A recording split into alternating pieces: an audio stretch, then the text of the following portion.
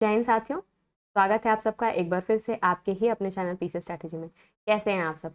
उम्मीद है बहुत अच्छे होंगे। त्यौहार के सारे बीत चुके हैं, धीरे धीरे छठ पर्व आना बाकी है, लेकिन हमें अपनी पढ़ाई को आगे कंटिन्यू करना है। जैसे कि मैंने पहले वीडियो में बताया था, याद है ना, कछुए और खरगोश की स्टोरी। तो हमें कछुआ बन के धीरे धीरे आगे बढ़ते रहना है। बहुत तेज़ी से चल के फिर रुक जाने से फिर भी आपको जीत हासिल नहीं होगी। तो कम चलिए पर निरंतर चलिए। चलिए, तो 2 पार्ट्स हमारे घटनाचक्र के पॉलिटी के आ चुके हैं। मैंने पहले ही बताया था, आप इसको पढ़ते हुए क्वेश्चन को देखिए, जो आपसे गलती हो रही है सिर्फ उसके नोट्स बनाइए। आपको एक अपनी अलग से घटनाचक्र नहीं बनानी है, आपको अपने शॉर्ट नोट्स बनाने हैं जो आप एग्जाम के समय दोहरा सकें। हमारे खुद के भी नोट्स हैं, उसके लिए आप हमारा टेलीग्राम चैनल ज्वाइन करिए। चैनल ज्वाइन करके वहाँ पे टेक्स्ट करिए, हम आपको अपने नोट्स भी प्रोवाइड करा देंगे। चलिए, तो लेक्चर 3 में, पार्ट 3 में आगे बढ़ते हुए देखते हैं द फर्स्ट।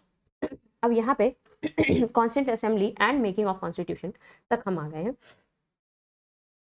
इसमें क्या है, ये क्या था, ये पहली बार स्वराज पार्टी ने सबसे पहली बार डिमांड किया था। किस चीज़ का डिमांड किया था इन लोगों ने? एक अलग से हमें कॉन्स्टिट्यूंट असेंबली बनानी है और हम एक अपना अलग कॉन्स्टिट्यूशन बनाएंगे। तो ऐसी डिमांड पहली बार किसने उठाई थी? ऐसी डिमांड पहली बार उठाई थी स्वराज पार्टी ने। ईयर क्या था? 1934। ईयर था 1934। ठीक। फर्स्ट फॉर्मल, एक minute, first formal demand for the constituent assembly किसके द्वारा? स्वराज पार्टी के द्वारा। कहाँ पे? रांची में। ठीक है।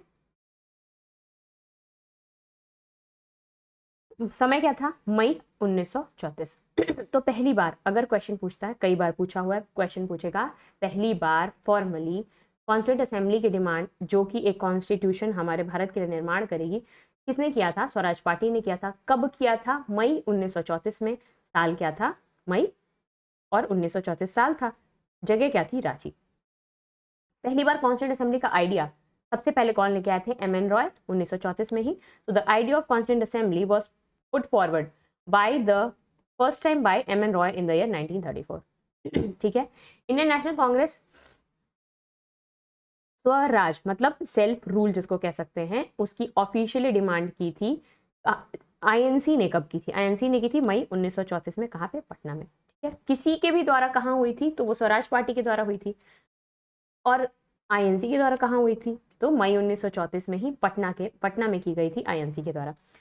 तो क्या हुआ, दिया हुआ INC officially demanded after the Swaraj party, यानी पहला डिमांड आईएनसी ने नहीं किया, पहला डिमांड स्वराज पार्टी ने किया है। दूसरा डिमांड आईएनसी का है। आईएनसी ने कहाँ पे किया? आईएनसी ने किया मई 1934 में पटना में। 1838 में जवाहरलाल नेहरू ने आईएनसी के बिहाफ पे ये डिक्लेयर कर दिया कि जो मुक्त भारत का, आज़ाद भारत का कॉन्स्टिट्यूशन बनेगा, वो बिना किसी हस्तक्षेप के एडल्ट फ्रेंचाइज के बेसिस पे बनना चाहिए। एडल्ट फ्रेंचाइज आपको पता है, 18 से ऊपर वाले जो लोग हैं उनको वोट का अधिकार मिले, उसके बेसिस पे बनेगा। किसने कहा था सबसे पहली बार? जवाहरलाल नेहरू ने, 1938 में। 1938, Jawaharlal Nehru on behalf of INC declared that the Constitution of India, of free India especially, must be framed without outside interference by a Constituent Assembly elected on the basis of adult franchise. उस constituent assembly के द्वारा, जो कि adult मतलब 18 से ऊपर आप adult हो गए, उन सारे वोटर्स जिनको चुन के भेजेंगे, कॉन्स्टिट्यूंट असेंबली का मेंबर जिनको बनाएंगे, वही कॉन्स्टिट्यूशन का फ्रेम करेंगे। ये जवाहरलाल नेहरू जी ने 1938 में डिमांड की थी। उसके आगे क्या हुआ? ये क्रोनोलॉजी है कि अगर पूछ लेता है, जैसे आजकल यूपी पीसीएस का फेवरेट हो चुका है, 2024 से हम लगातार देख रहे हैं क्रोनोलॉजी स्टेटमेंट्स बना के क्वेश्चन। तो क्रोनोलॉजी में पूछ लेगा, सबसे पहले स्वराज पार्टी ने डिमांड किया, फिर आईएनसी ने किया, फिर जवाहरलाल नेहरू जी ने कहा कि कॉन्स्टिट्यूंट असेंबली में वो लोग चुने जाएंगे जिनको एडल्ट फ्रेंचाइज के द्वारा चुना जाएगा। उसके बाद क्या हुआ? उसके बाद आता है अगस्त ऑफर। कब आता है अगस्त ऑफर? 1940 में। इसमें क्या हुआ? The constituent assembly was constituted under the scheme formulated by cabinet mission plan 1946. Finally जो कॉन्स्टिट्यूंट असेंबली बनी थी वो कैबिनेट मिशन प्लान 1946, जो फाइनल जिसने हमारा ड्राफ्ट बनाया कॉन्स्टिट्यूशन का, और फाइनली जिसने कॉन्स्टिट्यूशन बनाया, इसको किसके द्वारा चुना गया था? कैबिनेट मिशन प्लान 1946 के द्वारा। और इससे पहले ये जो डिमांड थी कि भारत जो आज़ाद भारत है उसका कॉन्स्टिट्यूशन एक एडल्ट फ्रेंचाइज के द्वारा चुने गए लोगों के द्वारा बनाया जाएगा, इस डिमांड को एक्सेप्ट कर लिया गया था ऑगस्ट ऑफर में 1940 में। ठीक, रेशियो क्या था, कितने लोगों का रिप्रेजेंटेटिव एक व्यक्ति होगा, तो क्या लिखा है 1 रिप्रेजेंटेटिव पर 10 लाख पीपल, 10 लाख लोग चुन के अपने में से किसी एक व्यक्ति को भेजेंगे। ठीक, ये रेशियो एग्जाम में पूछ चुका है, 1 लाख 10 लाख ऐसे लिख देता है, तो आपको याद रखना है 10 लाख लोगों पे एक व्यक्ति चुना जाएगा। अब उसमें सीट का डिस्ट्रीब्यूशन कैसे हुआ, आइए देखते हैं।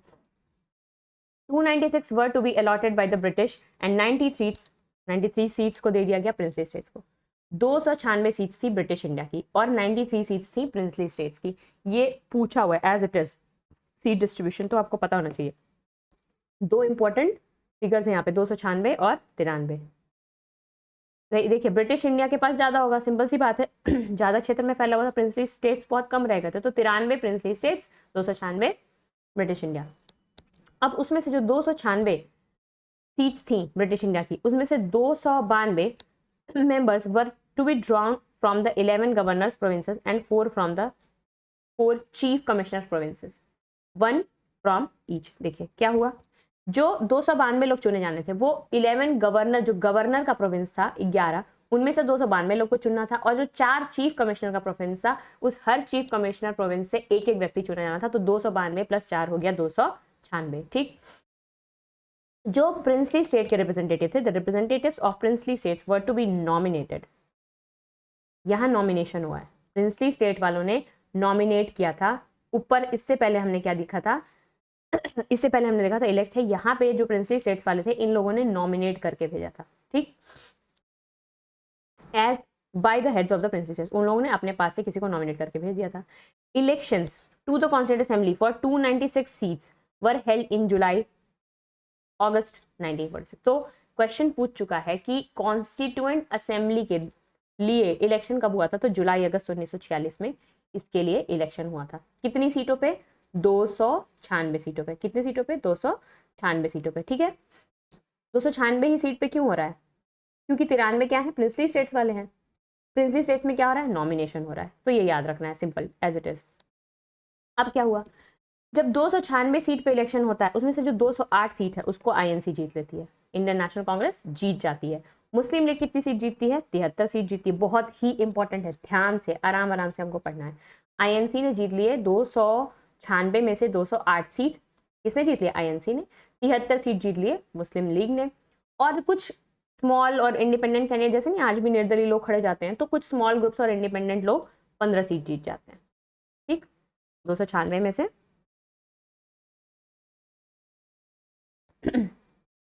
208, 73 और 15, 208 किसने जीत लिया, 208 जीता है आपके आईएनसी ने, 73 जीता है मुस्लिम लीग ने, और 15 जीता है इंडिपेंडेंट प्लस स्मॉल ग्रुप्स। ये हो गया। ठीक, अब आगे बढ़ते हैं। In the beginning the princely states did not participate in the constituent assembly. शुरुआत में जो प्रिंसली स्टेट्स थे इन लोगों ने कोई पार्टिसिपेशन नहीं दिखाया कॉन्स्टिट्यूएंट असेंबली में, but with the third session of the constituent assembly commencing on 28 April 1947 the representative of the princely states of the India began to join it gradually. यानी अगर statement बना के देता है कि from the beginning the elected members as well as the nominated members from the princely states participated in the meetings of constituent assembly, गलत होगा। आप देख रहे हैं कि थर्ड सिटिंग, जो थर्ड मीटिंग हो रही है, जो कि कब हुई है, हुई आपकी 28 अप्रैल 1947 को। उसके बाद से प्रिंसली स्टेट्स ने एक्टिवली पार्टिसिपेशन स्टार्ट किया। Constituent assembly was a result of indirect election, ये हमेशा याद रखना है। इनडायरेक्ट इलेक्शन हुआ, इनडायरेक्ट इलेक्शन का मतलब लोगों ने जिनको चुना, उन लोगों ने अपने में से किसी को चुना, वो लोग कॉन्स्टिट्यूशन को बनाए। डायरेक्ट इलेक्शन क्या होता है, जहां जनता डायरेक्ट पार्टिसिपेट करती है। आप जैसे एमपी को चुन रहे हैं, अपने एमएलए को चुन रहे हैं, वो है डायरेक्ट इलेक्शन। ठीक, इनडायरेक्ट इलेक्शन क्या है, आप जिनको चुनते हैं वो उन लोग, जैसे राज्यसभा मेंबर्स जो चुने जाते हैं, आप उसके लिए वोट नहीं करते हैं, उसके लिए इनडायरेक्ट इलेक्शन होता है। आपने जिनको चुन के भेजा है वो अपने में लोगों में से तय कर लेते हैं। ठीक, the selection was not based on the adult franchise, ये भी याद रखना है। दे देगा कि एडल्ट फ्रेंचाइज पे बेस था, जी नहीं, एडल्ट फ्रेंचाइज पे बेस नहीं था। माफ करिएगा, थोड़ा सीजनल चेंज होता है तो वो अफेक्ट करता है सबको। तो according to government of India act 1935, voting rights were limited based on tax, education and property. सबको सार्वभौमिक वयस्क मताधिकार, जिसको हम यूनिवर्सल एडल्ट फ्रेंचाइज कहते हैं, ये नहीं था कॉन्स्टिट्यूंट असेंबली के समय, ये नहीं था। सबको एक बराबर मताधिकार नहीं था, ये बहुत अच्छे से ध्यान रखना है। लोग को लगता है कि वोटिंग मिल गई थी, तो नहीं, एडल्ट फ्रेंचाइज नहीं था, यूनिवर्सल एडल्ट फ्रेंचाइज तो दूर दूर तक नहीं था। बेस्ड था कुछ चीज़ों पे, टैक्स, एजुकेशन और प्रॉपर्टी के। मतलब ये माना गया कि ये सतबुद्धि वाले लोग हैं, ये ही वोट करेंगे तो सही वोट करेंगे, उनकी मानसिकता थी, बेसिस यही था। ठीक, टैक्स, एजुकेशन और प्रॉपर्टी के बेसिस पे लोगों को चुना गया था। Viceroy invited the elected representatives for the first meeting of constituent assembly on 9 दिसंबर 1946। बहुत बार हर प्रकार के UPSI, UP triple SC, Delhi SI, Bihar, हर जगह ये प्रश्न पूछा हुआ है। पहली मीटिंग कॉन्स्टिट्यूएंट असेंबली की कब हुई थी? तो हुई थी 9 दिसंबर 1946। Very very important date, we have to keep it in mind always. ठीक, first sitting, last sitting, acceptance, enactment, ये सब याद रखना है। 207 मेंबर्स पार्टिसिपेटेड। तो पहली मीटिंग में कितने लोग पार्टिसिपेट किए? 207 लोग। ठीक, उन लोगों में से पहली मीटिंग के लिए, जैसे आज भी होता है ना, प्रोटेम स्पीकर चुना जाता है, उसके बाद फिर प्रोटेम स्पीकर लोगों को शपथ दिला देता है, फिर आपस में लोग अपने में से किसी एक को स्पीकर चुनते हैं। वही हाल था। डॉक्टर सच्चिदानंद सिन्हा को उस समय चुना गया टेम्पररी प्रेसिडेंट, क्योंकि भाई मेंबर्स की शपथ ग्रहण वगैरह कौन कराएगा, वो सब प्रोसेस होने के बाद फिर फाइनली प्रेसिडेंट कौन था कॉन्स्टिट्यूएंट असेंबली का, सबको पता होगा। बिहार के हमारे पहले, भारत के, बिहार के रहने वाले भारत के पहले राष्ट्रपति श्री राजेंद्र प्रसाद जी, डॉक्टर राजेंद्र प्रसाद।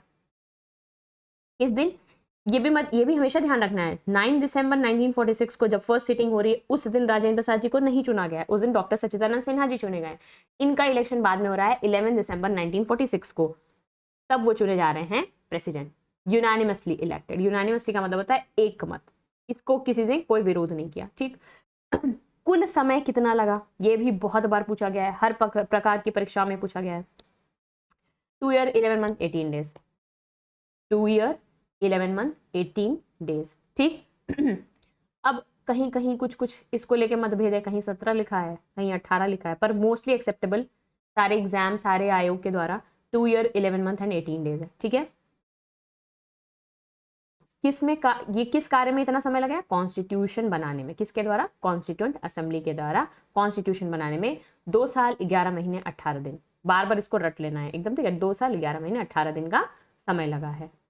Total 11 session. कितने सेशन लगे हैं? 11 सेशन लगे हैं। दिन कितने हैं? 165 दिन। तो सारी चीजें याद रखनी है। 2 year 11 month 18 days या 11 सेशन या 165 डेज, किसी भी तरह से पूछ सकता है। तो आपको सब कुछ याद रखना है, हमें हर चीज के लिए प्रिपेयर्ड रहना है। ठीक, on 26 November 1949, that is the last day of the 11th session, the constitution was adopted। महत्वपूर्ण, क्या कॉन्स्टिट्यूशन को अडॉप्ट कब किया गया? कॉन्स्टिट्यूशन को एनैक्ट कब किया गया? 26 जनवरी 1950। अडॉप्ट कब किया गया? 26 नवंबर 1949। हमें बहुत अच्छे से हमेशा याद रखना है, अडॉप्ट और एनैक्ट में डिफरेंस है, वर्ड डिफरेंट है, मतलब भी अलग है। अडॉप्ट हो गया, स्वीकार कर लिया गया, 26 नवंबर 1949 को ही 11th सेशन का आखिरी दिन था। इनैक्ट कब होगा? 26 जनवरी 1950। ठीक, except for these 11 sessions, the Constituent Assembly finally met on 24 January 1950 to get the signatures of the member on the Constitution। B.N. Rao, जिसको कहते हैं Benegal Narasimha Rao, B.N. Rao was appointed as the constitutional advisor to the assembly। Question बहुत बार पूछा हुआ है, constitutional adviser कौन थे constituent assembly के? तो B.N. Rao थे, जिनको बेनेगल नरसिंह राव भी कहा जाता है।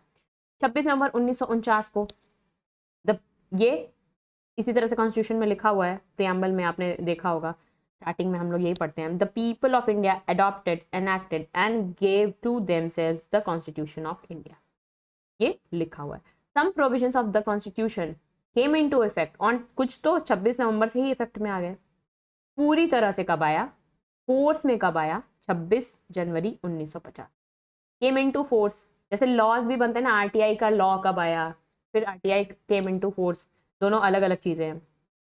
मनरेगा, राइट टू फूड, हर चीज़ में यही होता है कि एक्सेप्ट कब हो रहा है और फिर केम इनटू फोर्स इफेक्टिव कब से हो रहा है, दोनों में अंतर है। ठीक, अब बहुत बार पूछा है कितनी महिलाएं थी, तो टोटल 15 महिलाएं थी कॉन्स्टिट्यूएंट असेंबली में। उनमें कौन कौन था, इन सबका नाम रख याद कर लीजिए, पूछ सकता है, पूछा हुआ भी है 2-4 लोगों का ऑप्शन में देके। तो विजय लक्ष्मी पंडित थी, राजकुमारी अमृत कौर थी, सरोजनी नायडू, सुचिता कृपलानी, पूर्णिमा बनर्जी, लीला रॉय, दुर्गाबाई, हंसा मेहता, कमला चौधरी, रेणुका राय, मालती चौधरी, दक्षायनी वेलुयुदन, बेगम अजीजाज रसूल, एनी मैस्करन, अम्मू स्वामीनाथन। ठीक, अब इंटरिम गवर्नमेंट बन गई। इंटरिम गवर्नमेंट कब बनी, इंटरिम गवर्नमेंट बनती है 2 सितंबर 1946। वेरी इंपॉर्टेंट, इससे भी बहुत बार प्रश्न पूछा कि पहला तो यही स्टेटमेंट, इंटरिम गवर्नमेंट कब बनी, इंटरिम गवर्नमेंट बनी 2 सितंबर 1946 को। लेकिन इसमें बहुत ज़रूरी चीज़ क्या है कि मुस्लिम लीग के कोई भी मेंबर नहीं थे, मुस्लिम लीग के कोई भी मेंबर नहीं थे। फाइनली 26 अक्टूबर 1946 को 5 मुस्लिम लीग के मेंबर इसमें जोड़ लिए गए। 26 अक्टूबर 1946 को 5 मुस्लिम लीग के मेंबर इसमें जुड़ गए। ये क्वेश्चन आजकल बड़ा फेवरेट हो रखा है, कैबिनेट्स क्या प्रोवाइडेड थे, अलग अलग जो इंटरिम गवर्नमेंट बनी थी। ठीक, क्या हुआ था, जवाहरलाल नेहरू को क्या क्या मिला था, पोर्टफोलियो। जवाहरलाल नेहरू को मिला था vice president of the council external affairs and Commonwealth relation. ठीक, ये हो गया। सरदार वल्लभ भाई पटेल को क्या मिला था, home information and broadcasting. Rajendra Prasad ji को क्या मिला था, food and agriculture. John Mathai ji को क्या मिला था, industries and supplies. Jagjivan Ram, labour. Sardar Baldev Singh, defence. As it is आपको याद करना है, कोई इसमें ऑप्शन नहीं है, पूछ चुका है पीवाईक्यू में। नाम दे दिया था और कैबिनेट दे दिया था, मैच करना था। नाम दे दिया था और कैबिनेट था, सही है कि गलत बताना था। तो आपको याद रखना पड़ेगा किसको क्या मिनिस्ट्री मिली थी या किसको क्या पोर्टफोलियो मिला था। CH Bhabha, works, mines and power. Liaquat Ali Khan, finance. Abdul Rab Nishtar, post and air. Asaf Ali, railways and transport. C Rajagopalachari, education and arts. I Chundrigar, commerce, वाणिज्य। गजनाफर अली खान, हेल्थ या स्वास्थ्य।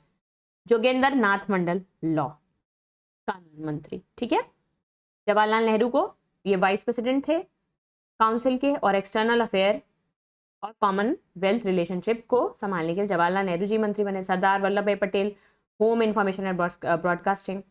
ठीक, गृह मंत्रालय जिसको कहते हैं वो मिला था इनको। Doctor Rajendra Prasad, food and agriculture, खाद्य एवं कृषि विभाग। John Mathai, industries and supplies. Jagjivan Ram, labour. Sardar Baldev Singh, defence.